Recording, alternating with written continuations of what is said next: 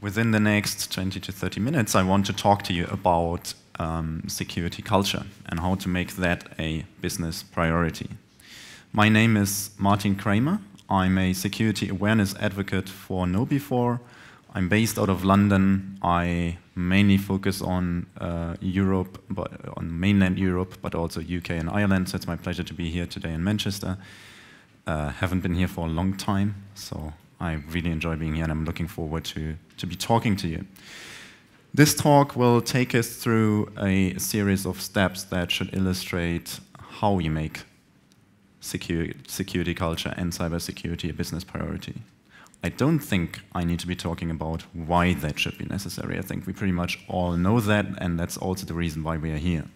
So we know that security culture and cybersecurity should be a business priority because, well, let's look at the news. Let's look at recent reports from WEF or from whatever we are looking at. It's a threat that concerns all of the organizations out there. That's a threat that concerns us in our day-to-day jobs. Before I get into that any further, I would like to briefly introduce KnowBe4. KnowBe4 is probably the oldest security awareness training provider out there. I set security awareness training. These days, it's much more about managing human risk holistically. It's not just about training, it's also about phishing and analyzing. It's about understanding how to work with humans, with your workforce, to protect your organization. KnowBe4 is based out of Tampa Bay in the US. KnowBe4 has been around for more than 13 years at this point. We have courseware departments, we call them courseware. What they do is they create content, they create videos, educational materials in various different locations around the globe. We produce in more than 17 different languages, so we are truly global enterprise at this point, and we are one of the most innovative and market-leading training providers for security awareness. As such, that brings me back to my talk, and as such, the main question here really is, what is cybersecurity and specifically security culture all about? It is about people. If you recall the latest report you have read, quite possibly it did say that the vast majority of cyber attacks involved an element of human behavior. That there was at some point some action that someone did that might have either prevented or facilitated the cyber attack. So often in these reports, that's referred to as humans being the biggest risk, human being the biggest attack vector. To me, that's one way of looking at it, but also this couldn't be further away from the truth. In fact, humans are the only thing that your organization cannot run without. You have to rely on your people. Without the humans in your organization, there's no value creation. There are no business processes that run. There's no sales. There's no development. Just nothing. So you have to work with your people. Therefore, describing them as the biggest attack vector, as the biggest problem, would be completely and entirely the wrong approach. Humans are your biggest asset. You need them. They run your business. And so if we truly think about what we want to achieve, is we want to change the mindset of people to get them to care for cybersecurity. Because if we achieve that, then as an organization, you suddenly end up having a movement that will improve your overall cybersecurity posture, that will make your business more secure, will protect your customers, and will guarantee that in this day and age, where technologies are rapidly evolving, where geopolitical situations impacting the security of our businesses, that in this day and age we can operate securely. Now, this is done largely by drawing on a number of different factors. And sort of conventionally or traditionally, we always used to be talking about awareness. So people are unaware. People are not in the loop as to what is happening out there. What are the latest threats? What's going on? Why are they not supposed to be opening email attachments? Why are they not supposed to be clicking on links? We need to teach them. We need to educate them. We need to open their minds to the threats that are out there. It was all about just raising that awareness. Now, anyone who has done that, or anyone who has frankly educated themselves on any topic, knows that from awareness, that doesn't necessarily follow any change in behavior. It's February, New Year's resolutions. I'm surely not the only one in this room who had this great New Year's resolution to hit the gym more often. I've done that 4 times this year, so it's not quite what I imagined it to be. But we know, I am fully aware, more sport is better for my health, but it doesn't mean I do it. Doesn't mean I actually hit the gym, I actually go there. So that's the challenge here, from awareness that doesn't necessarily follow behavior. In psychology, that's called the intention-behavior gap. That's well known. That's really to no surprise of us in the field, of us who have concerned ourselves with awareness. So we need to do something else to foster behaviors. So behavior being the second component we need to focus on. And at the end of the day, this is also extremely important because awareness does not determine your security. Behavior does, because behavior determines outcomes. And if someone behaves securely or not, that is what you need to be looking at. Because secure behavior can protect your business, or insecure behavior puts your business at risk. And we all know that in certain circumstances and in certain environments, we might be more likely or less likely to behave securely. So that's why the third aspect here is culture. And that's where we close the loop again as to why are we talking about cybersecurity and security culture. Culture being the sort of breeding ground, the context in which we move. That might be that I have a lot of people around me who really truly believe cybersecurity matters, who encourage me to educate myself, to learn about it. Or to stay within my example, if I've got a large circle of friends who is big into fitness, I'm more likely to also go to the gym. So if we create that shift in mindset, then we are actually able to raise a cybersecurity culture that helps us protecting our organization.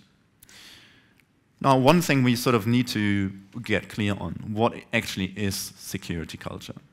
And there are many different definitions out there. At KnowBe4, we did some research into that. And the definition we are using is basically security culture is defined as the ideas, customs, and social behaviors that impact the security of your organization. So let's look at these words briefly. So the ideas, yeah, okay, hopefully the idea is cybersecurity matters. Cybersecurity is the responsibility of everyone, not just the IT department, not just the information security department. No, it's the responsibility of everyone. So that could be some idea. We want to make sure that people have the right idea of that very thing. The customs. What is customary to do? Today we are all wearing badges. We are at a trade show, at a conference. It's customary to wear these badges. Is it customary in your organization to wear badges? Or is that in fact something you would want to encourage? So that's customary behavior. And then social behaviors. Do you have a culture of support, of empowerment?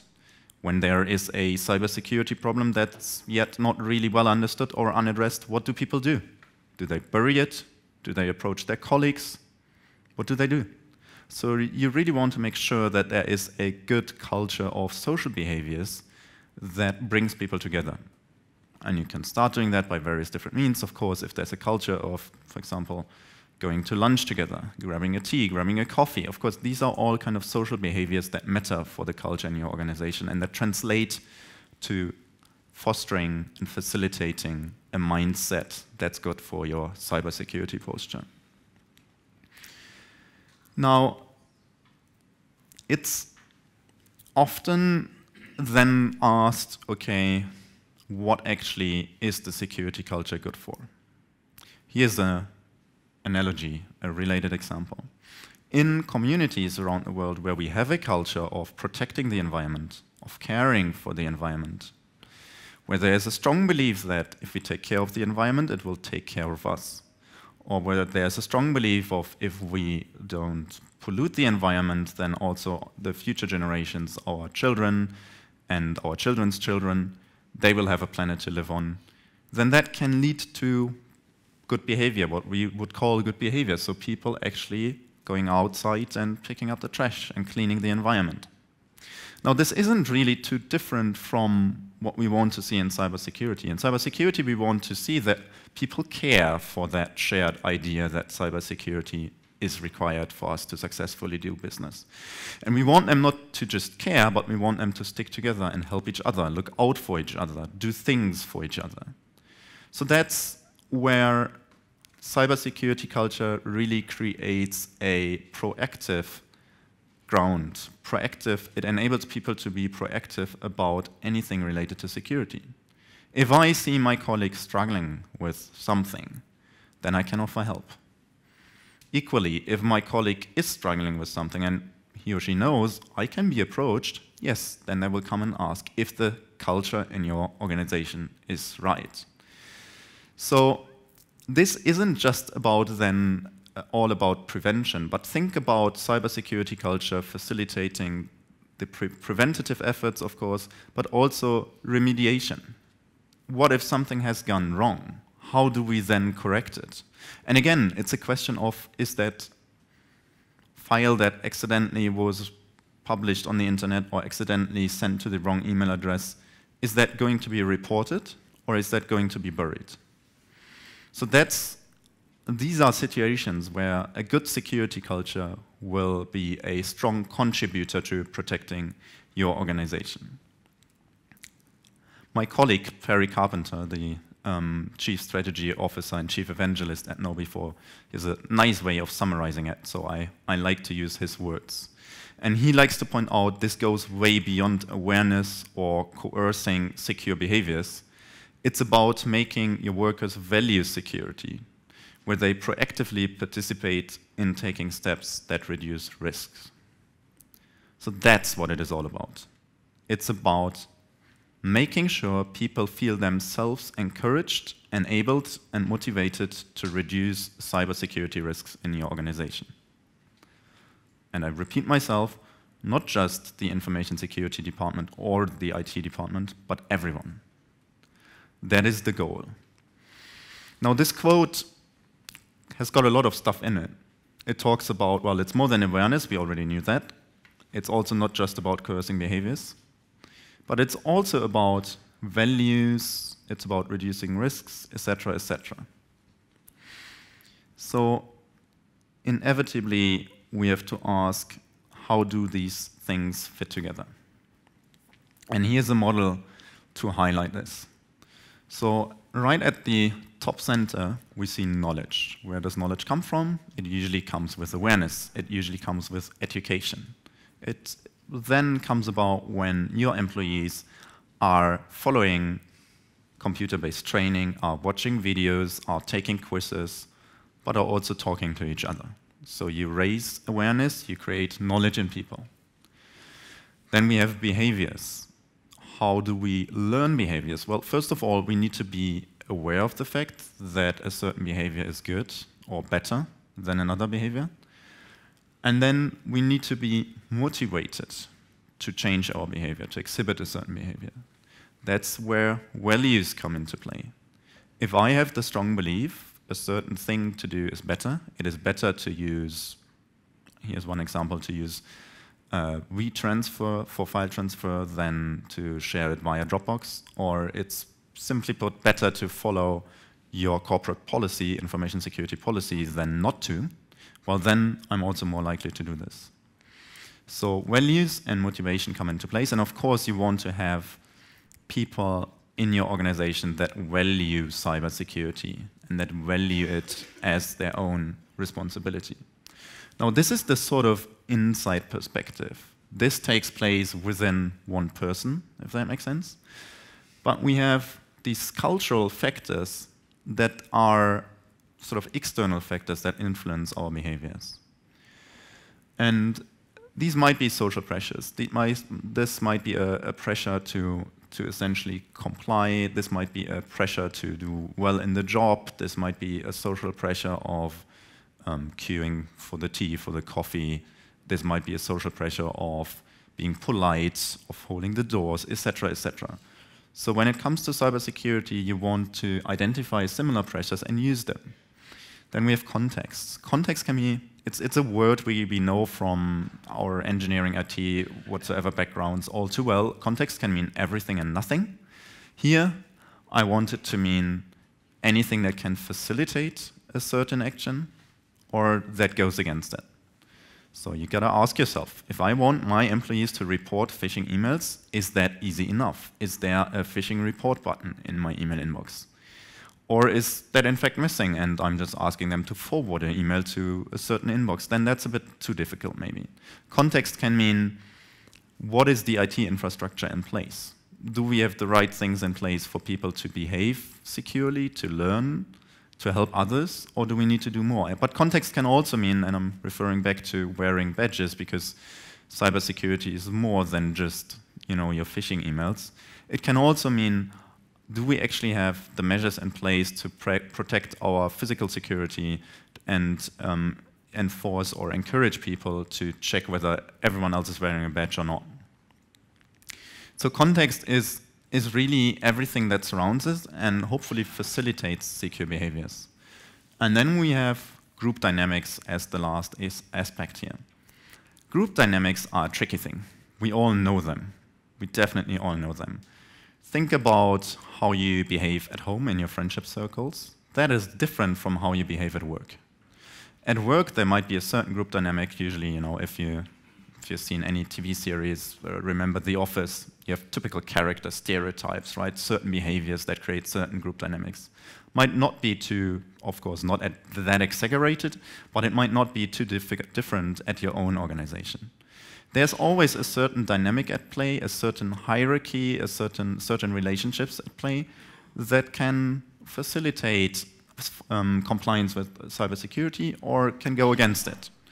And you want to be aware of those. You want to really decide what kind of dynamics you want to see, and then you want to facilitate and foster them. So do you want open communication? Do you want proactive behavior in terms of reporting? Do you want people to be supportive of each other? So these are decisions you need to make, and then you need to start instilling these dynamics and creating these dynamics among your employees.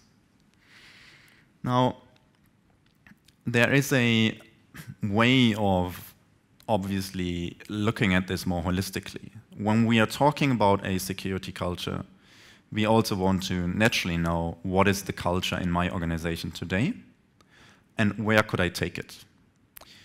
And there is a model we like to use for that, and it's got 7 different layers to it. First layer would be behavior as an output here, responsibilities, then we have cognitions, norms, compliance, communication, and attitudes. We can survey and inquire as to all of these different layers within an organization to establish the maturity of a cybersecurity culture in a certain organization. So that allows you to determine your status quo. It allows you to derive an action plan and to improve your cybersecurity posture overall. And these elements are really important. We've already talked about the behavior bit. We have already talked about the cognition in terms of knowledge, in terms of awareness. And norms obviously relate to the group dynamics, to the social context of things. Compliance is anything you write up in your compliance policies within your organization. Communication is a very important factor, and then also attitudes. Now, I don't want to go into too much detail here because you can already tell that's sort of multi-layered and they are interwoven and there are many dependencies, etc., etc. So my main message here is, whatever you do, however you start shaping and influencing your security culture, you can do that by targeting one of these elements, but just be aware they all are linked with one another. You can use communication to change someone's attitudes, of course. You can convince someone that cybersecurity is important. But in order for that to be possible, of course, you need to meet them at a level where they understand what you're saying. So that's where cognition comes into play. You can appeal to someone's responsibilities, but of course, that only makes sense when there is a norm, an understanding of, yes, actually I should fulfill my responsibilities. It doesn't work anymore when someone has decided that they already want to leave the company and don't feel obliged to work with you anymore. So just be aware that these 7 different layers interact with one another, but they also create a scientific model actually that we use to survey organizations and then find out what is the current maturity in terms of cybersecurity. And we do that at KnowBe4 with many of our customers. And what you can see here is a maturity model with 5 different levels, the least mature to the most mature from left to right. Every single one of these gray dots represents one organization. The levels go from a basic compliance approach to a sustainable security culture approach. If in your organization you're currently doing employee training of some sort and maybe a phishing simulation, then you would be somewhere here in level 2. If you do that more programmatically, more targeted, maybe you have different audiences, you create different campaigns, etc., then you're going towards level 3. And that's where you see the bulk load of the organizations in here, the bulk loads of these gray dots. And that shows you there's a lot of room to push the maturity of your organization towards a sustainable security culture. Now, if you indeed find yourself somewhere here, you can also see you have good company. This is where most organizations currently are. And this also inherently means there is a potential, and there's tools available and knowledge available, expertise available to develop your cybersecurity posture further into the levels 4 and 5 that are also on here. A key question, as you are wondering where are we today and where do we want to go, is basically, are you really ready to do that? And this is based on the experience that we have at KnowBe4. It's not just my experience, it's the experience of the entire organization that today has more than 1,800 employees and has been around, as I say, for 13 years, and the people who lead the organization have decades of experience in this. So this, again, is taken from one of Perry Carpenter's book. The book is called Transformational Security Awareness. And essentially, there are 4 layers to this, similar to the maturity levels. We have compliance, so basically a checklist approach to employee training. We have information sharing, where maybe you like to extract some snippets from the news and like to share them with your employees. We have behavior shaping, so we go from awareness to behavior, and then we have the security culture shaping. A true change in the security of your organization, a significant improvement in your posture, you will only see once you go from what is here called limited benefit to transformational benefits.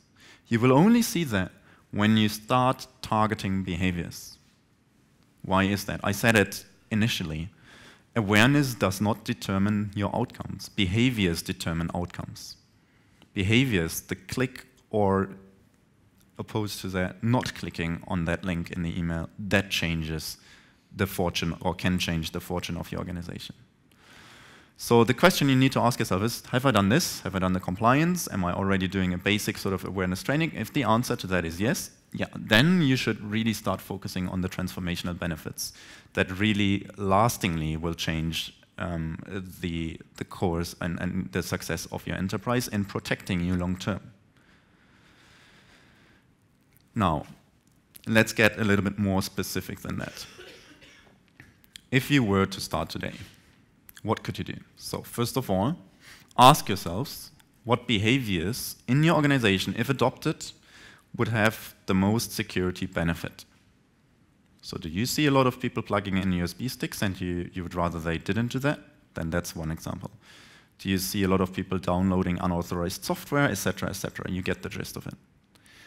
Out of these behaviors you identify, choose 2 or 3 that you want to work on at this time. Bear in mind, they might be linked to one another. They might be depending on one another. So this is the third point here. Is this a behavior that you have right now the appetite to take on? Or so to stay within the example of transferring files, maybe you are implementing a new file sharing platform, so it wouldn't make sense to tackle that specific behavior right now because the circumstances are going to change. So really ask yourself, do you have the appetite to take on these behaviors, or are they in fact depending on other change projects that are currently being implemented in your organization, or do they have dependencies on bits of the IT that are changing, etc., etc. So with these 3 points, you can get a start today. And when you tackle these behaviors, keep in mind the behaviors, of course, are happening on the foundation, on the breeding ground of a security culture. So keep in mind how these behaviors impact your security culture. And simultaneously, think of it as a change management project, right? So what you want to do is you want to make sure that you also consider effects on the culture. So here's 5 points how you can do that. Make sure you include everyone in this, everyone who is affected by it, every stakeholder, etc. Make whatever you want to happen relatable and accessible. Make security relatable, for example. Talk about the significance of protecting yourselves and your loved ones at home, not just at work. To anyone who has to take care of any dependent, be that parents, children, spouses, etc., etc., whatever the situation at home might be, make it relatable to them. I guarantee you the motivation will increase significantly.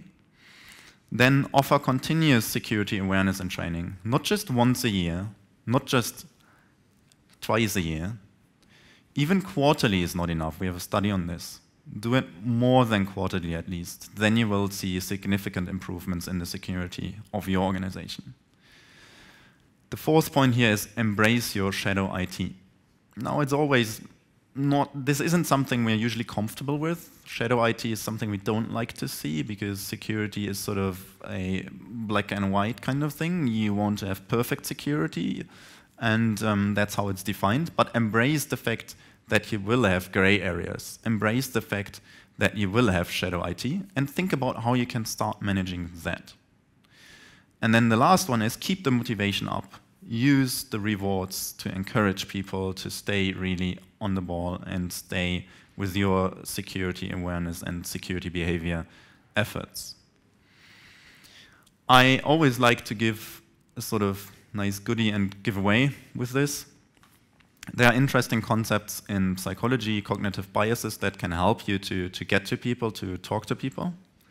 I've just picked 5 here so they can help you to shape a good program. So the mere exposure effect is what we are seeing in advertisement campaigns and in branding quite a lot.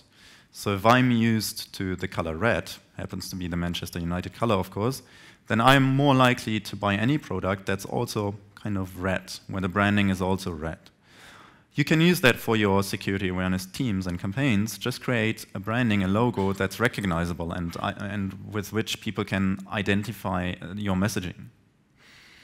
The bandwagon effect, if sufficiently many people believe that something is good, that a certain behavior is good, others will follow. It's the kind of herd mentality you can use. If you really need to make sure people are following you with certain decisions, use something like hyperbolic discounting. So given 2 options and one yields quicker results than the other one, people are always going to go for the one that gives you the immediate results. So just make the option you want them to choose to look as good as the other one, and make sure it sounds like this is your immediate gain. So the people are more likely to go for that. And then we also have in-group bias. We unfortunately know this from the political landscapes around the globe these days. People separate when it comes to their opinions. Now, either you deliberately want to avoid this in your organizations, or you use it. You create a culture with the security beliefs you like, and you feed into these beliefs to create the sustainable security culture here. And the last one is the confirmation bias. You need to be really aware of that. This essentially tells you, if you already have a prior belief that security culture is not the responsibility of everyone, but the responsibility of the IT department, you will find it very, very difficult to go against that. So what can you do? Well, first of all, you need to call out that misconception. If you don't call it out, people are unaware and won't ever change their behavior. On the flip side of this, if you confirm people's beliefs, they are also more likely to learn and more likely to listen to you. So just be aware of the confirmation bias as a double-edged sword. And these cognitive biases, they underlie much of our thinking and basically all of our assumptions. So use them wisely to build your security culture. And with that, I would like to thank you for your time and attention. And KnowBe4 is upstairs, just at the sort of right back end of the hall. Come talk to my colleagues and I, learn more about managing human risk. And thank you very much for your time.